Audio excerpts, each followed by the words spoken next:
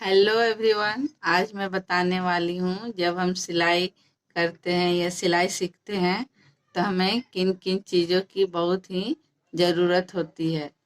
तो सबसे पहले देखिए, अगर हम मशीन में सीते हैं तो मशीन के साथ तो हमारा मशीन का सुई रहता है। उसके बाद से हमें बोबिन केस भी रहता है। सारा चीज़ मशीन में ही दिया रहता है। ये सब देखिए, ये ये सब मशीन के साथ हमें मिलता है। और ये सुई भी हम अलग से खरीद सकते हैं या फिर मशीन के साथ हमें मिलता है। इस तरह से मशीन के सुई, ये सब मशीन का सामान हो गया। उसके बाद हमें किन किन चीज़ों की ज़रूरत होती है, तो ये हमारा एक स्केल, कोई भी स्केल हो, ज़रूरी नहीं है कि इसी तरह स्केल हो, कोई भी स्केल हमें लाइन खींचने के लिए चाहिए। उसके बाद से हमें चौक बहुत ही ज़रूरत होती है। इसके जगह पे हम पेन भी रख सकते हैं, स्केच पेन भी रख सकते हैं।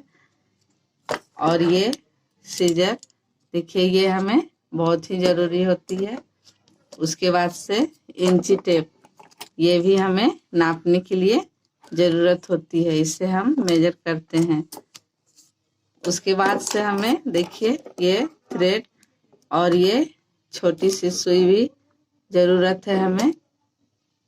उसके बाद हम अगर पेपर में शुरुआत कर रहे हैं तो हमें पेपर चाहिए, पेपर रखना है। उसके बाद पेपर में हम कटिंग करेंगे।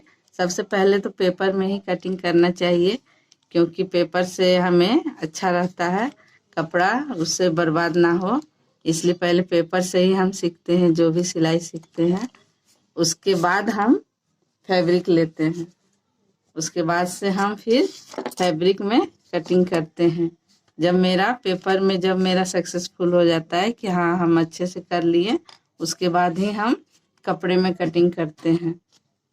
तो इन चीज़ों की हमें बहुत ही ज़रूरत होती है। उसके बाद से जो हमारा होता है गला बनाने का, और जो छोटी छोटी सुई होती है, और सब वो सब हमारा बाद का बात होता है। अभी बस इतना ही चीज़ हमारे पास मेन होता है। अगर इतना ही सामान है तो हम सिलाई स्टार्ट कर सकते हैं। इसके बाद हमें जो छोटी छोटी चीज़ ज़रूरत होती है, उसे हम फिर बाद में यूज कर सकते हैं, ले सकते हैं। लोगों को लगता है कि नहीं, सिलाई करने के लिए बहुत सारे सामान की ज़रूरत पड़ती है, तो ऐसी कोई बात नहीं है। हम कम सामान में ही सिलाई स्टार्ट कर सकते हैं। मैंने पिछले वीडियो में पेपर कटिंग की वीडियो डाली है, अगर आप देखना चाहते हैं तो मेरे चैनल में जाके आप देख सकते हैं। आज के लिए इतना ही। Thank you. Have a nice day.